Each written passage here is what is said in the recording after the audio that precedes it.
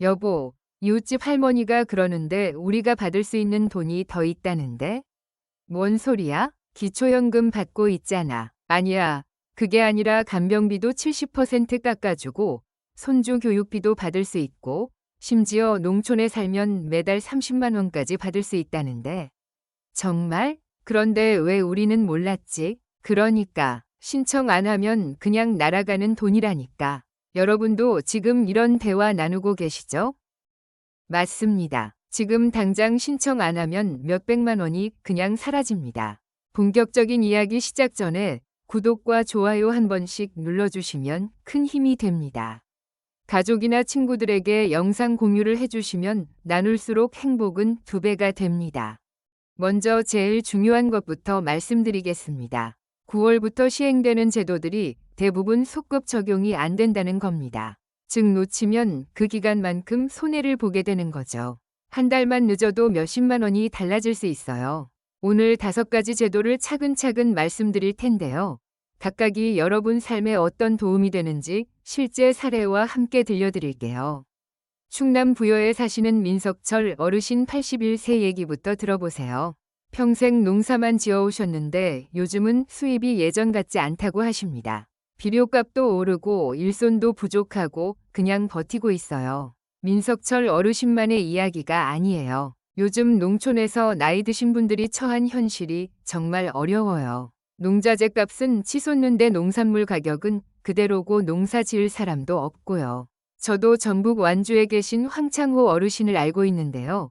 비슷한 상황이에요. 쌀값은 10년 전이나 지금이나 똑같은데 비료값은 2배가 올랐어. 농사지어 봐야 남는 게 없어 라고 하시더라고요. 그런데 올해부터 마을 이장님이 전해준 소식에 귀가 번쩍 뜨이셨습니다. 바로 농어촌 기본소득과 에너지 기본소득 제도입니다. 농어촌 기본소득은 농촌에 거주하는 주민에게 조건 없이 매달 일정 금액의 생활비를 지급하는 제도예요. 경기도에서는 이미 농민 기본소득과 농촌 기본소득 시범사업을 시행하고 있습니다. 현재 일부 지역에서는 월 15만 원씩 시범 지급되고 있으며 향후 최대 30만 원까지 확대될 수 있다고 합니다. 이게 어떤 의미인지 민석철 어르신 경우로 설명해 드릴게요. 지금까지는 농사 수입이 줄면 그냥 허리띠 졸라매고 살았어야 했는데 이제는 최소한 월 15만 원이라도 기본적으로 들어오는 거예요. 1년이면 180만 원이죠. 또 하나 에너지 기본소득이 있어요. 흔히 햇빛연금이나 바람연금이라고도 부르죠. 태양광이나 풍력에너지 등을 활용한 제도입니다. 강원도나 전북 등에서 태양광이나 풍력 발전이 이루어지는 마을 주민에게 수익의 일부를 나눠주는 제도예요. 실제로 부안군에서는 주민 한 사람당 연간 약 60만 원 가까이 지급된 사례도 있습니다. 마을에 풍력발전소가 들어서면서 주민들에게 발전 수익의 일부를 나눠준 거예요. 민석철 어르신은 이렇게 말씀하셨어요. 우리 동네 뒷산에 풍력발전소 생긴다던데 그 덕에 생활비라도 나오면 얼마나 좋겠어요. 정말 그래요. 이런 제도는 연금만으로 부족한 생활비를 보완해 줄 수 있어요. 내가 사는 마을에서 나오는 에너지로 생활비를 보태는 세상이 열리고 있는 겁니다. 자, 그럼 이제 2번째로 중요한 이야기를 해볼게요. 바로 손주들 이야기입니다. 충남 공주의 한 농촌 마을, 김순자 어르신 73세이십니다. 맞벌이하는 자녀를 대신해 손자 둘을 돌보고 계세요. 큰 손주가 초등학교 5학년이에요. 올해부터 월 10만 원씩 아동수당이 들어온다니까 학원비 걱정을 조금 덜 수 있겠더라고요. 김순자 어르신만이 아니에요. 요즘 손자 손녀 키우시는 조부모님들이 정말 많아졌어요. 젊은 부부는 맞벌이 하느라 바쁘고 어린이집이나 학교 끝나고 나면 결국 할머니 할아버지가 돌보시는 경우가 대부분이죠. 제가 아는 대전에 계신 오미숙 할머니도 비슷한 상황이에요. 초등학교 3학년 손녀를 돌보시는데 애가 영어학원을 가고 싶다고 하는데 아들한테 말하기가 미안하더라고요. 그래도 이제 아동수당이 나와서 조금은 보탤 수 있어서 다행이에요. 라고 하시더라고요. 원래 아동수당은 8세 미만 아동에게만 지급되던 제도였습니다. 하지만 정부가 단계적으로 확대해서 내년에 9세 미만, 2027년에 10세 미만, 2028년에 11세 미만, 2029년에 12세 미만, 2030년에 13세 미만으로 확대할 예정입니다. 이게 어떤 의미인지 김순자 어르신 경우로 설명해 드릴게요. 지금까지는 둘째 손자가 8살이 되면 아동수당이 끊어졌어요. 하지만 새로운 제도가 시행되면 초등학교 6학년까지 계속 받을 수 있게 되는 거죠. 손주 1명당 매달 10만 원이면 2명이면 20만 원입니다. 1년이면 240만 원. 적지 않은 돈이에요. 학원비 한두 달치는 되죠. 게다가 이 아동수당은 소득과 무관하게 지급됩니다. 기초생활수급자나 차상위계층만 받는 게 아니라 모든 가정의 아이들에게 지급되는 것이지요. 그러니까 집안 형편이 어떻든 상관없이 손주들이 있으면 다 받을 수 있어요. 실제로 계산해보면 이렇습니다. 지금 8살인 손주가 있으시다면 앞으로 5년간 더 받을 수 있게 되는 거예요. 5년이면 600만 원이죠. 손주 둘이면 1200만 원입니다. 이 정도면 교육비 부담이 상당히 줄어들겠어요. 김순자 어르신은 이렇게 말씀하셨습니다. 예전에는 학원 보내달라고 자식한테 말하기가 미안했는데 이젠 내가 보태줄 수 있어서 마음이 한결 가벼워요. 정말 마음 따뜻한 말씀이에요. 이제 어르신들께서도 손주들 교육에 더 당당하게 힘이 되어주실 수 있습니다. 세 번째는 건강 이야기입니다. 이것도 꼭 들으셔야 해요. 강원도 평창 깊은 산골짜기에 계신 박동근 어르신은 올해 70을 넘기셨습니다. 혼자 사시며 고혈압과 당뇨를 앓고 계신데 처방전 하나 받으러 버스 타고 시내까지 나가는 일이 너무나 힘들었다고 하십니다. 혈압도 체크하고 약도 조절하려면 매번 큰 병원까지 가야 했어요. 하루가 다 가요. 박동근 어르신 얘기만이 아니에요. 산골 어르신들은 정말 힘드세요. 아침 일찍 집을 나서서 버스 갈아타고 몇 시간을 가서 병원에 도착하면 기다리고 겨우 처방전 받으면 또 몇 시간을 돌아와야 해요. 제가 아는 태백의 최상철 어르신도 마찬가지예요. 혈압약만 타러 가도 왕복 5시간이야. 나이 먹으니 이것도 버거워. 그냥 약국에서 파는 걸로 때우게 돼. 라고 하시더라고요. 이런 분들이 얼마나 많은지 몰라요. 이제는 상황이 달라집니다. 정부는 주치의 제도 도입을 통해 1차 의료를 강화하는 방향으로 정책을 추진하고 있습니다. 동네 의원에서 어르신들의 건강을 종합적으로 관리할 수 있도록 하는 제도예요. 이 제도가 시행되면 동네 의원 한 곳에서 한 의사가 어르신의 건강을 종합적으로 관리하게 됩니다. 혈압, 혈당, 복약 상태는 물론이고 운동이나 식습관까지 모두 확인하고 조언해주는 방식입니다. 예를 들어 박동근 어르신 같은 경우 평창 읍내의원 한 곳을 정해서 그 의사가 계속 어르신을 담당하는 거예요.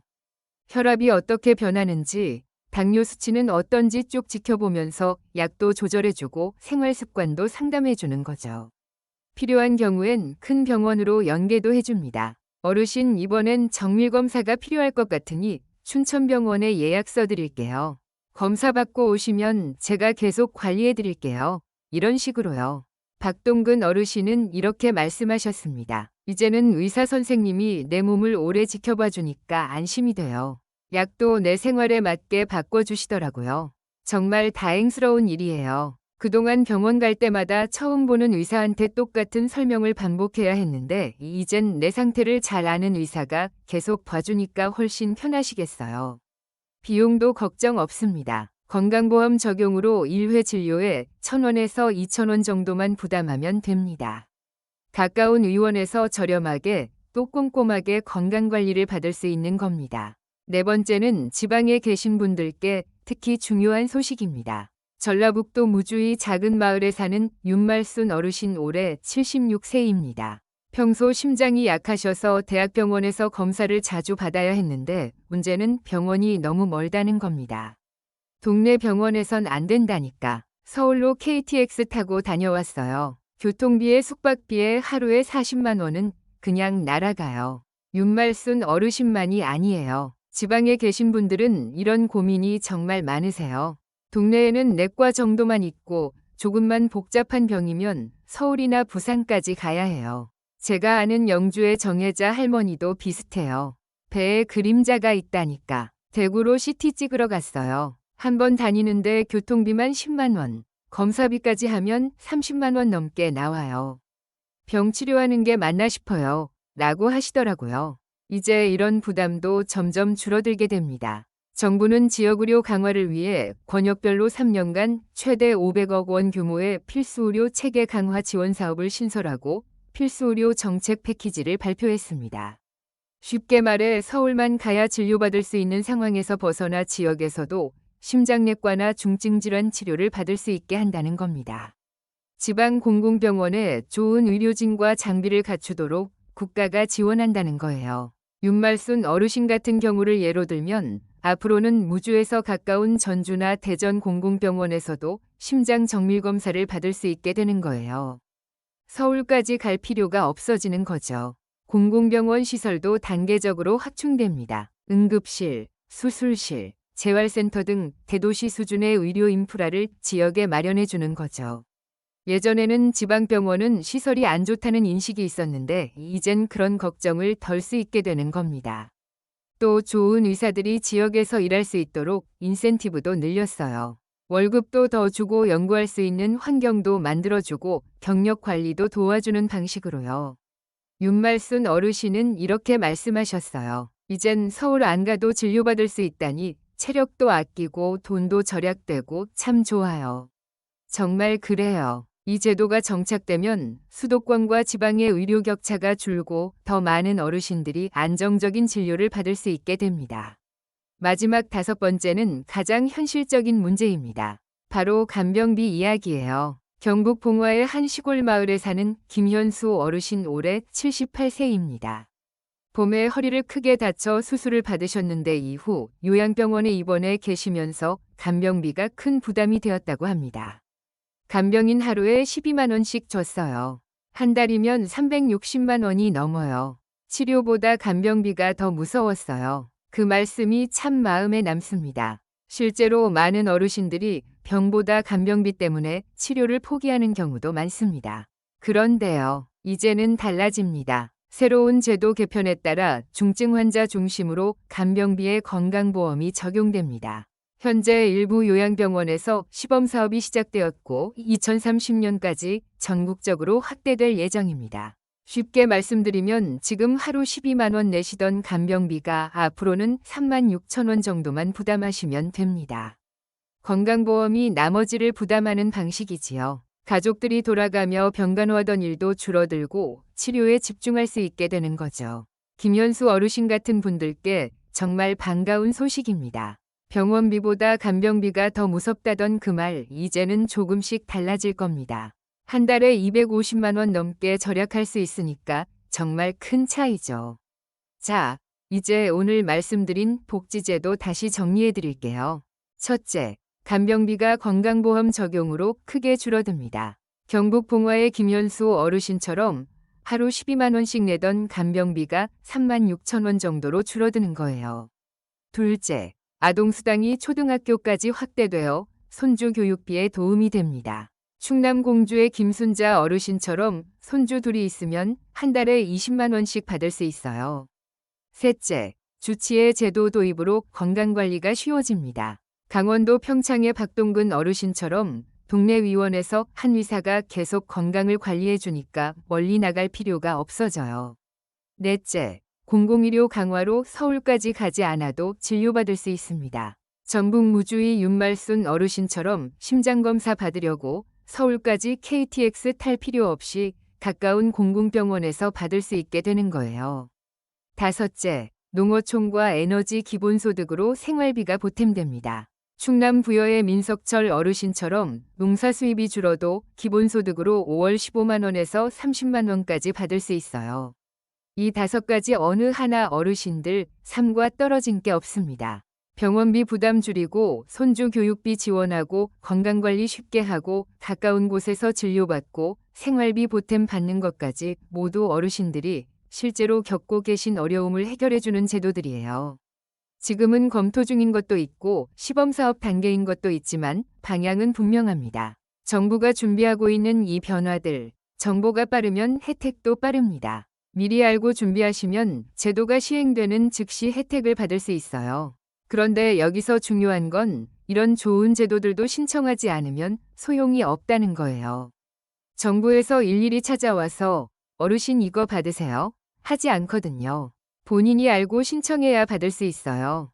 바로 어제만 해도 제 지인분께서 전화를 하셨어요.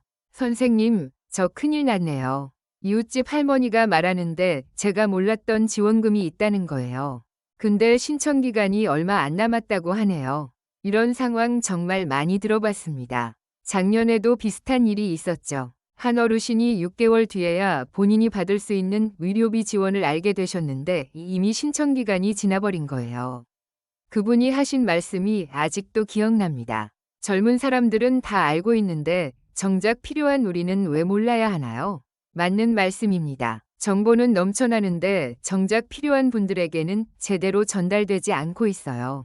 복잡한 용어, 어려운 신청 절차, 여기저기 흩어진 정보들 때문에 놓치는 혜택이 한두 개가 아닙니다.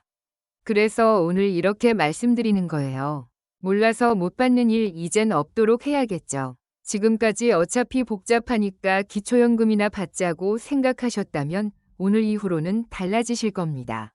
여러분이 받을 수 있는 혜택이 생각보다 훨씬 많고 신청 방법도 생각보다 어렵지 않거든요. 놓치지 마세요. 이건 여러분의 소중한 권리입니다. 간병비 지원은 어디서 신청하는지, 아동수당 신청 방법은 무엇인지, 주치의는 어떻게 정하는지, 농어촌 기본소득은 언제부터 신청할 수 있는지까지 실질적으로 도움받으시려면 관련 기관에 문의해 보시기 바랍니다. 그리고 오늘 내용 중에 궁금한 게 있으시면 댓글로 남겨주세요. 하나하나 답변 드릴게요. 어르신들이 실제로 혜택 받으실 수 있도록 끝까지 도와드리겠습니다. 이 정보가 도움이 되셨다면 구독과 좋아요 한번 눌러주시고요. 주변 어르신들에게도 꼭 알려주세요. 몰라서 못 받는 일 이젠 없도록 같이 손잡고 가요. 감사합니다.